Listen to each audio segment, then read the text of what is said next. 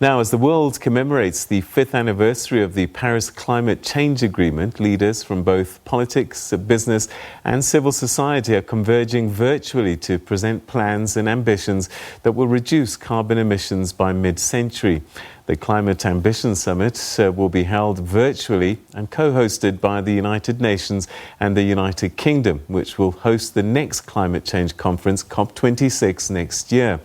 Research shows that the world cannot afford to increase average temperatures by 1.5 degrees Celsius, but the current trajectory predicts that an increase of 4 degrees Celsius at the turn of the century. Now, country plans are also expected to include finance commitments as well as mitigation and climate change adaptation strategies. Noma Bolani reports. 5 years since the adoption of the historic agreement on climate change, the most ambitious takes to come out of a COP meeting in France 2015. But the road to the Paris Agreement wasn't easy. We had been trying to negotiate such a universal climate agreement for more than 20 years, from the first Earth Summit in Rio in 1992 to the Kyoto Protocol, to the Copenhagen Summit, and we knew it was very difficult. Oftentimes we would use an analogy to describe how difficult it was to reach that agreement. Imagine that you are living in a building with, let's say, 10 landlords, and you have to reach an agreement on how you want to, I don't know, landscape the garden or build an elevator. You know how complicated will be the meeting, right? So now imagine with 195 countries, you have to reach a consensus. So everybody needs to agree on the same text. Last year's COP25 in Madrid fell short as leaders failed to agree on the critical Article 6, the instrument which will outline the funding mechanisms for the fight against climate change. This year's meeting was supposed to finalize the vital text on mitigation, adaptation and financing. However, the COVID-19 pandemic forced a delay, pushing Glasgow's COP26 to next year. Because we know that even if we stopped temperatures and emissions rising today, the world will still need to cope with significant climate disruption, and adapting to climate impacts is crucial. We also need to ensure that donor countries increase their support for developing countries and increase the resources available to deliver that ambition. So we're going to be, as co-hosts of COP26, committed to an inclusive process, one which accelerates progress on all three tracks and aims to secure an outcome that respects the interests of all parties, including the poorest and most climate vulnerable. And while it seems like most countries are in line to submit ambitious nationally determined contributions on carbon emission reductions, environmental researchers and activists say commitments also need to be made by the private sector and civil society. This is a transformation that affects every facet of society. We need business and government and civil society to come together. We need significant initiative and policy transformation now so that we can continue the momentum and to stay within that 1.5 degree target. Africa, which is the least polluter of carbon, is actually one of the most climate vulnerable regions. There's an expectation that the ambitious plans being submitted on Saturday will be just in this regard. The countries like ours and communities will continue to face and stand to be most disproportionately affected by the impacts of climate change, an issue of climate justice that we really have to keep in the fore. We have to continue remembering that. And we've already seen devastating impacts affecting many countries today. Severe droughts in the Sahel, significant historical flooding in Eastern Africa, swarms of locusts that we've never seen before in the Horn of Africa. And then, of course, the displacement that is expected by 2050. We expect, according to the World Bank, to see a whole 86 million people move across the borders in our region. The virtual summit will feature 80 countries, including China, Rwanda, Nigeria, Chile, and the European Union. The program also includes speakers from Apple, the World Bank, the Green Youth Africa Organization, as well as the United Nations Development Programme. Namapolani, SABC News. Well, we stay with the climate change issues. European Union leaders, as you've heard, have agreed a new climate change target for the bloc. The 27 member states agreed to cut their net greenhouse gas emissions by 55% by the year 2030. Until now, the goal was 40%. And environmental campaign groups say that 55% target doesn't go far enough, and that the European Parliament, yet to debate the new target, has called for 60% cut. The EU will present its new target to world leaders at a United Nations Global Virtual Summit on Saturday.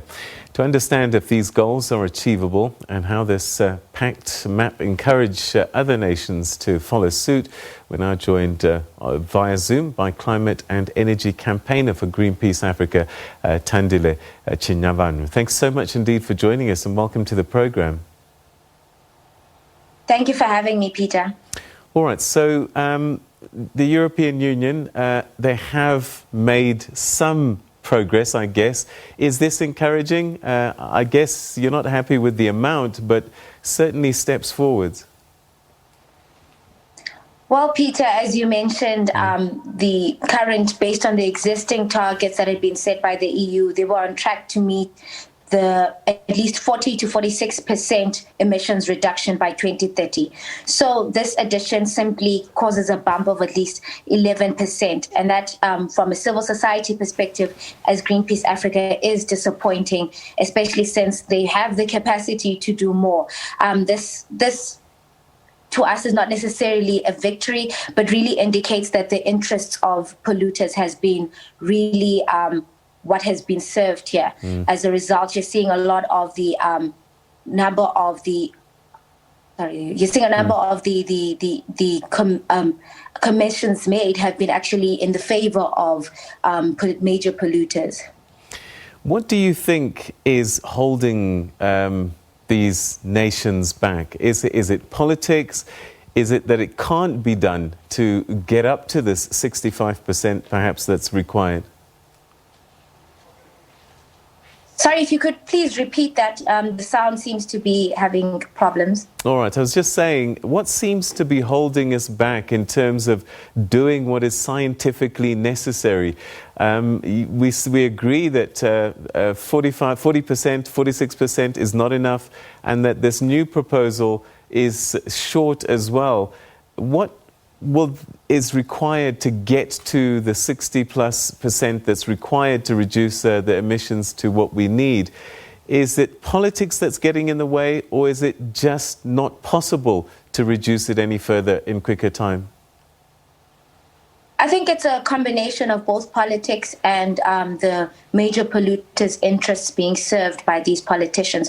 So it's very clear from the decisions that have been made that politicians are still very much in favor of fossil fuels and basically serving the interests of these carbon majors. All right, we talk about big polluters, and I suppose China, America, they come into play. But on the continent, we have a few countries. South Africa is one of them. What do we do in this equation? Well, South Africa, as you mentioned, is a major polluter, and we have industries such as Sasol as well as Eskom that are contributing enormously to our emissions.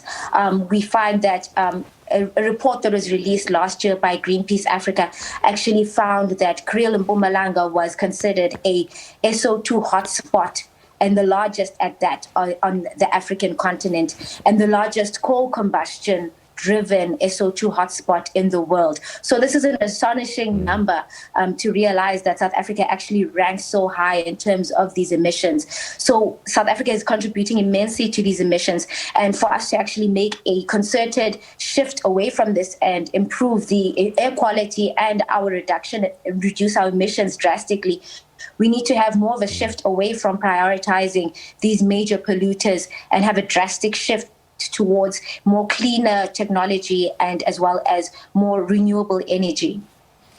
The Energy Minister will tell you that, Thandile, this sounds great, but the reality for us in Africa is that we have rich sources of fossil fuels, and they still have a useful life, these energy generators that use these fossil fuels, we can't make the change quickly enough.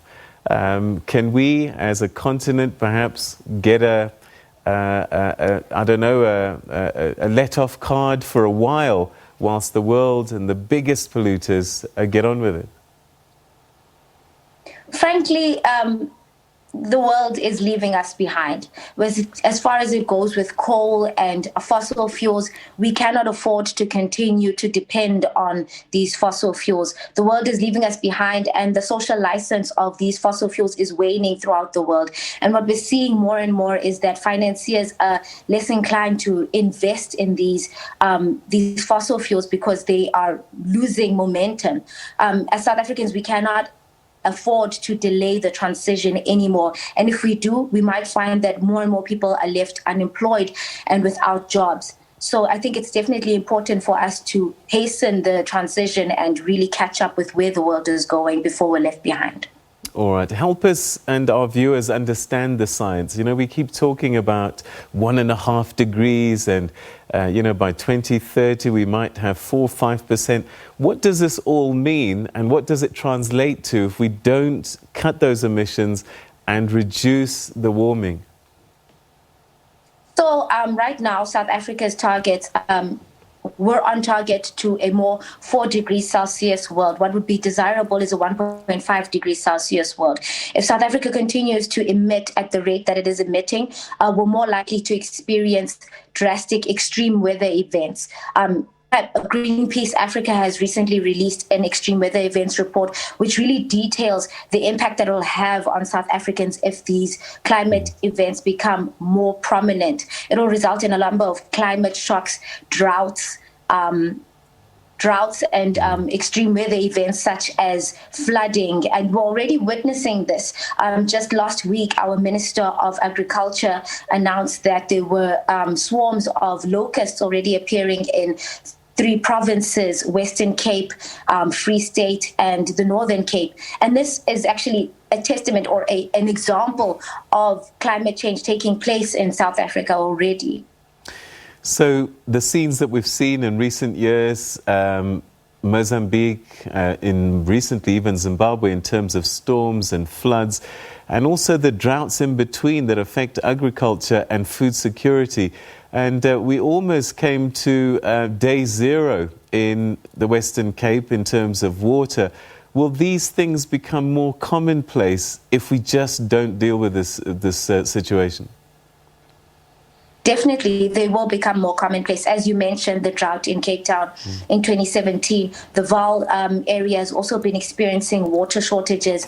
These instances are likely to become more prominent over the years if we don't take drastic action to mitigate climate change.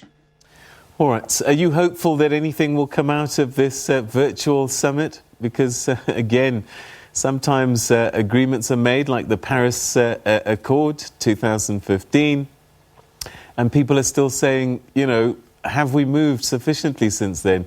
And so one wonders, are you hopeful anything will come out?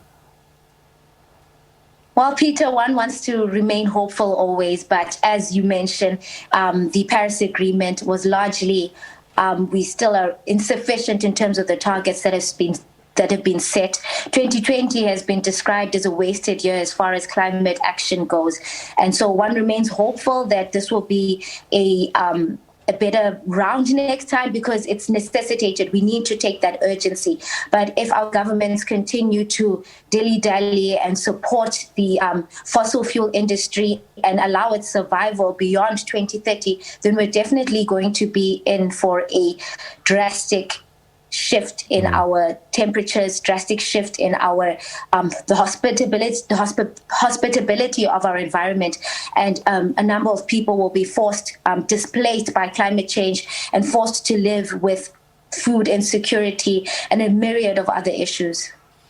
All right, Thandile, we're going to have to leave it there. Perhaps we might catch up with you again after the summit and just discuss some of the things that played out. But in the meantime, let's hope that those with the political ability develop the political will to get the job done. Thanks so much indeed for joining us. Thank you for having me. All right, that's Thandile Chinyavanhu, who is speaking to us from Greenpeace. She's the energy campaigner for the NGO, talking about the desperate need for us to start moving away from emitting fossil fuels, carbon-emitting fossil fuels, to more cleaner energy sources and ways of doing things. Because if we don't, these extreme weather conditions that we're experiencing will become a norm. All right, that's where we're going to leave it for the time being. We'll be back shortly with the headlines in the final hour of The Globe.